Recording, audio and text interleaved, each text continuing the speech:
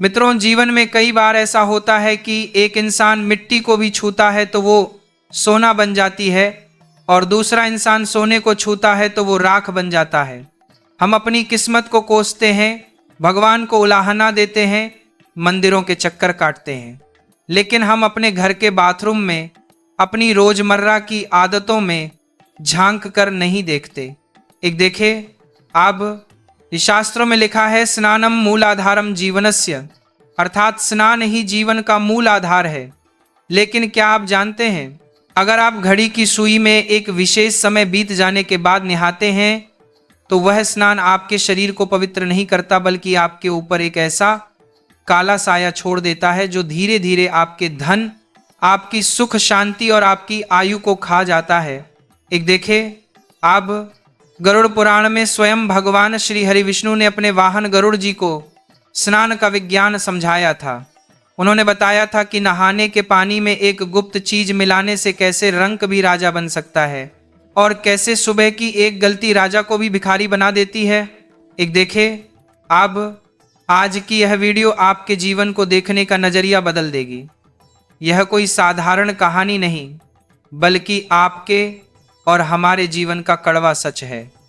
इस वीडियो को अंत तक देखिएगा, क्योंकि इसमें बताया गया महामंत्र और स्नान का समय आपके सोया हुए भाग्य को जगा सकता है। तो चलिए वैकुंठ धाम की ओर चलते हैं।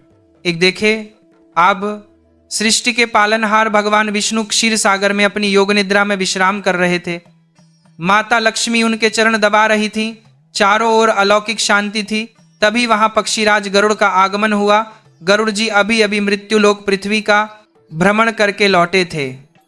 आमतौर पर गरुड़ जी प्रभु के दर्शन पाकर प्रसन्न हो जाते थे, लेकिन आज उनके पंख भारी लग रहे थे।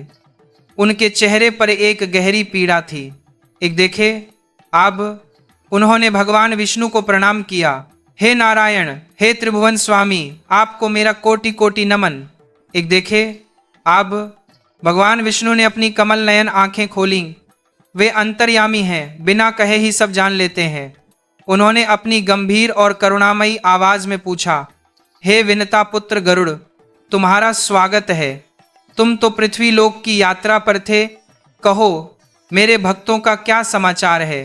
परंतु तुम्हारे मुख पर यह विषाद, यह दुख के बादल क्यों छाए हैं? क्या पृथ्वी पर किसी महामारी का प्रकोप है? एक देखे, अब गरुड़ जी का गला भर आया। उन्होंने हाथ जोड़कर कहा, हे प्रभु, महामारी होती तो शायद मैं इतना विचलित न होता, लेकिन मैंने पृथ्वी पर एक विचित्र तमाशा देखा है। मैंने देखा कि मनुष्य दिन रात गधों की तरह परिश्रम करता है, वह पाप से डरता है, आपका नाम जपता है, माथे पर तिलक लगाता है, फिर भी उसके घर में कलह का वास है। जवान बेटे बेरोजगार हैं, घर में बीमारियां डेरा जमाए बैठी हैं, और कर्ज का बोझ उतरने का नाम नहीं ले रहा। एक देखे, अब गरुड़ जी ने आगे कहा, प्रभु, अगर कर्म ही प्रधान है तो अच्छे कर्म करने वाले दुखी क्यों हैं? मैंने कई ऐसे दुष्टों को देखा जो अधर्म करते हैं फिर भी सुख भोग रहे हैं, और कई धर्मपरायण लोग दरिद्रता में जी रहे हैं। आखिर ऐसा क्यों? क्या आपकी कृपा अब भक्तों पर नहीं होती? एक देखें, मार्तन है।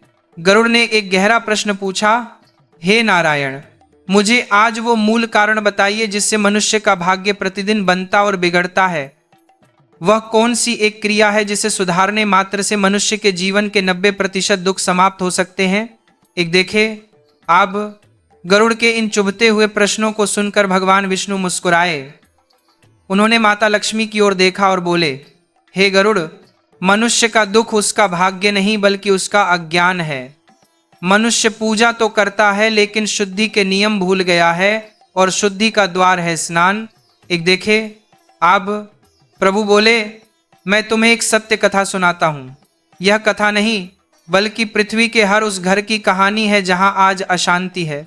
इसे ध्यान से सुनना। एक देखे, अब कथा का आरंभ। भगवान बोले, प्राचीन काल में सुवर्णपुर नाम का एक वैभवशाली नगर था। वहाँ सोमदत्त नाम का एक बहुत प्रतिष्ठित और धनवान सेठ रहता था। सोमदत्त के पास अपार संपदा थी। उसके गोदाम अनाज से भरे रहते थे और तिजोरियां सोने से। सोमदत्त स्वभाव से बहुत धार्मिक था, नित्य दान पुण्य करता था, लेकिन उसके घर में एक बहुत बड़ा दोष था जो उसकी संतानों में पनप रहा था।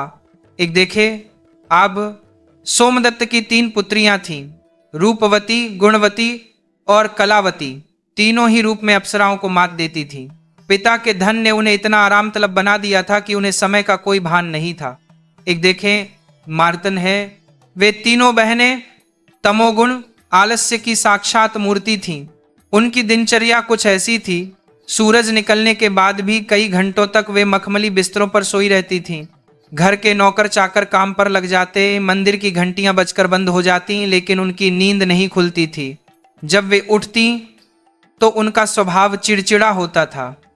वे अपने नौकरों पर चिल्लाती और सबसे बड़ा अनर्थ, वे उठते ही बिना कुल्ला किए, बिना नहाए, बिस्तर पर ही चाय या जलपान ग्रहण करती थी। स्नान करने की बारी आती तो घड़ी में 10 या 11 बज रहे होते। वे घंटों बाथरूम में समय व्यर्थ करती, लेकिन वह स्नान पवित्रता के लिए नहीं, केवल देह को चमकाने के लिए होता था। एक देखें, मार्तन है, सेठ सोमदत्त और उनकी धर्मपत्नी अक्सर उन्हें समझाते, बेटियों, शास्त्रों में देर तक सोना और बिना नहाए खाना दरिद्रता का लक्षण बताया गया है। परंतु बेटियों को लगता था कि यह सब पुरानी बातें हैं। वे हंसकर कहती, पिताजी, हमारे पास इतना धन है कि हमें किसी नियम की क्या जरूरत। लक्ष्मी तो हमारे घर की दासी है, लेकिन हे गरुड़, लक्ष्मी चंचला होती है, वह कभी भी अहंकार और गंदगी के स्थान पर नहीं टिकती। मैं सी ई मास 2। समय बीता, तीनों पुत्रियां विवाह योग्य हो गईं। सोमदत्त ने बड़े धूमधाम से अपनी हैसियत के अनुसार देश के सबसे बड़े घरानों में उनका विवाह किया। तीनों को इतना दहेज दिया गया कि देखने वाले की आंखें चौंधिया जाएं। सबको लगा कि ये बेटियां अब रानियों की तरह राज करेंगी। मैं सी ई मास 2। लेकिन नियति को कुछ और ही मंजूर था। तीनों बहनें अपने साथ अपनी आदतें भी ससुराल ले गईं। मैं सी ई मास 2। बड़ी बेटी रूपवती के ससुराल में जाते ही एक अजीब घटना हुई। उसका पति, जो एक बड़ा व्यापारी था, गलत संगत में पड़ गया। उसे जुए की लत लग गई। जो व्यापार पीढ़ियों से चल रहा था, वह 1 साल के अंदर कर्ज में डूब गया। रूपवती की देर से उठने की आदत के कारण घर में सुबह पूजा पाठ बंद हो गया, जिससे घर की सुरक्षा कवच टूट गया। मझली बेटी गुणवती के घर में तो और भी बुरा हुआ। वहां अकारण ही कलह शुरू हो गया।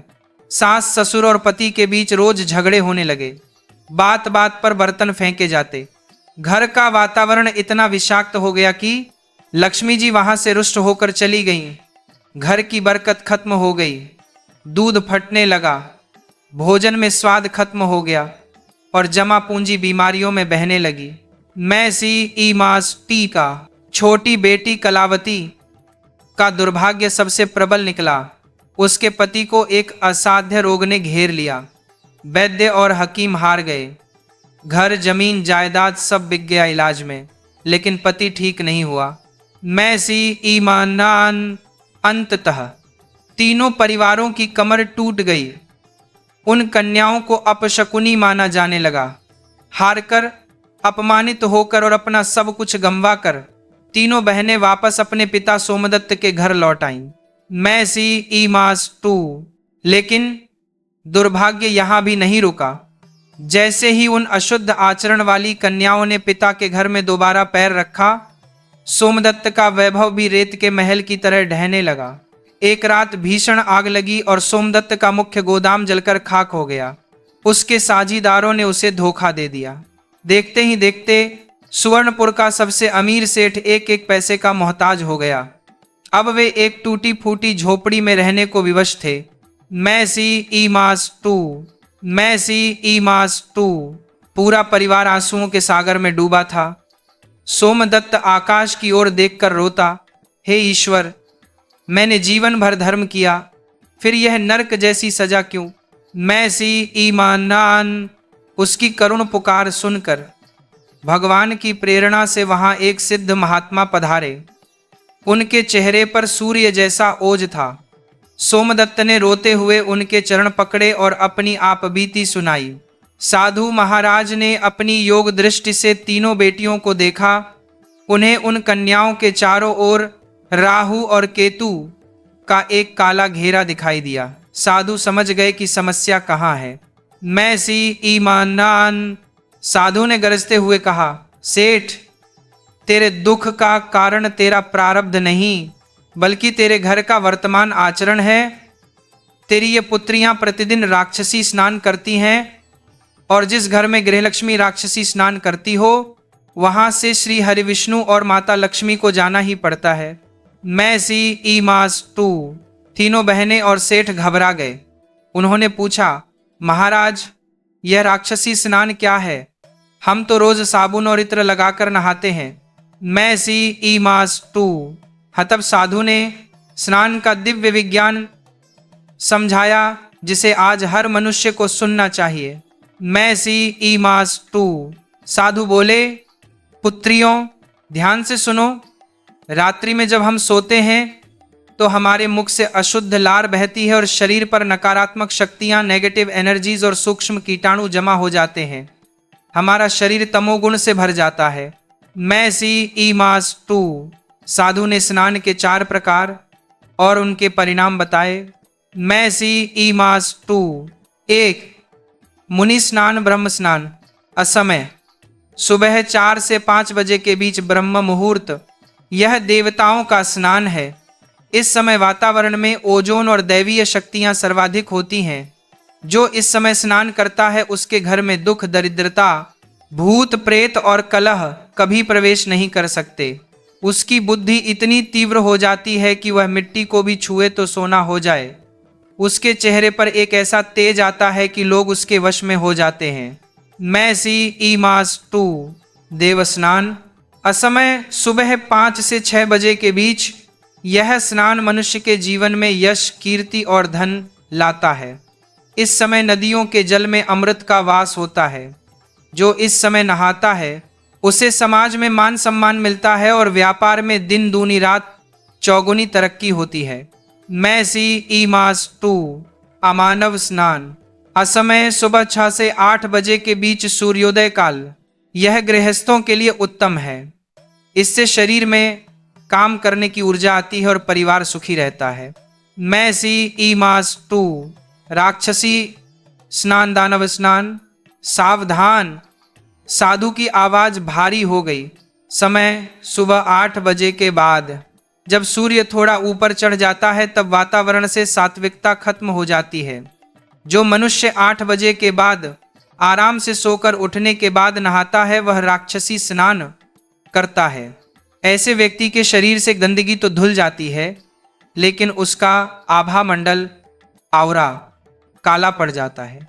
इसका परिणाम घर में बिना बात के झगड़े, पति पत्नी में तनाव, बच्चों का नालायक निकलना और कमाया हुआ धन पानी की तरह बह जाना। ऐसे घर में अलक्ष्मी अपनी बहन ज्येष्ठा के साथ निवास करती है। देखिए, साधु की बातें सुनकर तीनों बहनों की आत्मा जाग उठी। उन्हें समझ आ गया कि उनकी आलस से भरी नींद ने उनके पतियों और पिता का जीवन बर्बाद कर दिया। वे साधु के चरणों में गिरकर बिलख बिलख कर रोने लगीं। महाराज, हमें क्षमा करें, हमें कोई उपाय बताएं, हम सुधरना चाहते हैं। देखिए, साधु महाराज ने करुणा करके उन्हें 3 महा उपाय और स्नान की गुप्त विधि बताई। देखिए, उपाय स्नान का मंत्र। साधु बोले, कल से सूर्योदय से पूर्व उठना और नहाते समय मौन मत रहना। जल को अपने सिर पर डालने से पहले अपनी तर्जनी उंगली से बाल्टी के पानी में एक त्रिभुज बनाना और इस बीज मंत्र को बोलना, गंगे च यमुने चैव गोदावरी सरस्वती नर्मदे सिंधु कावेरी जले चस्मिन सन्निधिं कुरु। ऐसा करने से साधारण नल का पानी भी गंगाजल जितना पवित्र हो जाता है। देखिए, उपाय जल में गुप्त वस्तुएं। सप्ताह के अलग अलग दिनों में पानी में ये चीजें डालना। में गुरुवार पानी में 1 चुटकी हल्दी डालना। इससे गुरु ग्रह मजबूत होगा और पति पत्नी के रिश्ते सुधरेंगे, धन जुड़ेगा, है ना।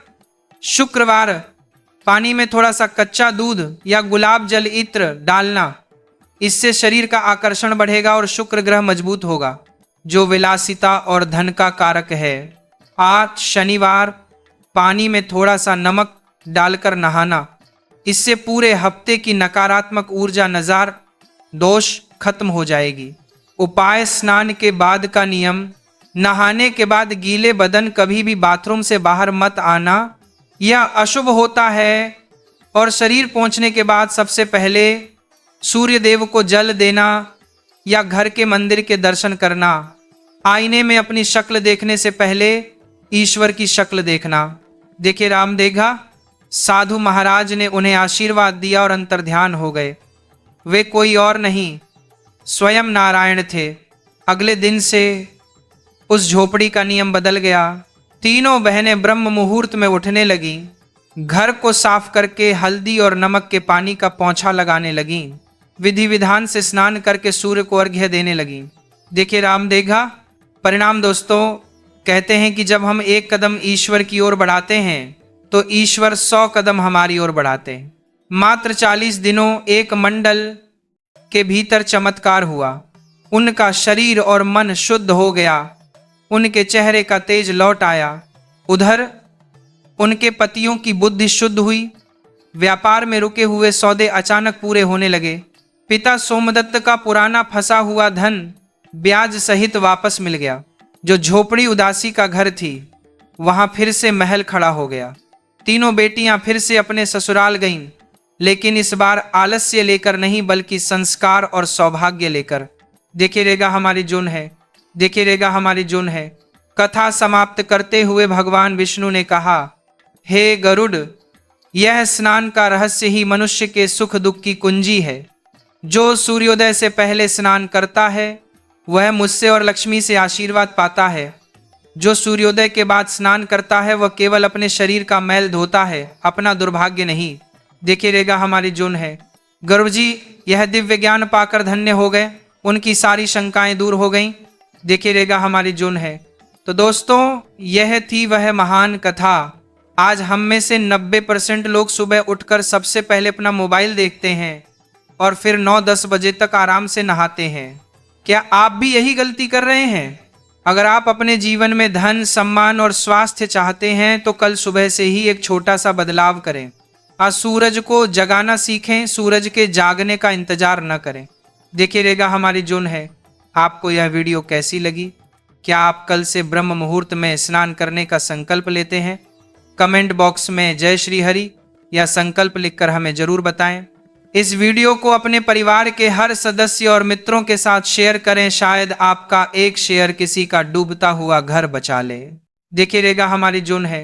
ऐसी ही अद्भुत और शास्त्रोक्त जानकारी के लिए हमारे चैनल को अभी सब्सक्राइब करें और बेल आइकन दबाएं। हम फिर मिलेंगे एक नई कथा के साथ। तब तक के लिए जय श्री राम, जय माँ लक्ष्मी। देखिए रेगा हमारी जोन है।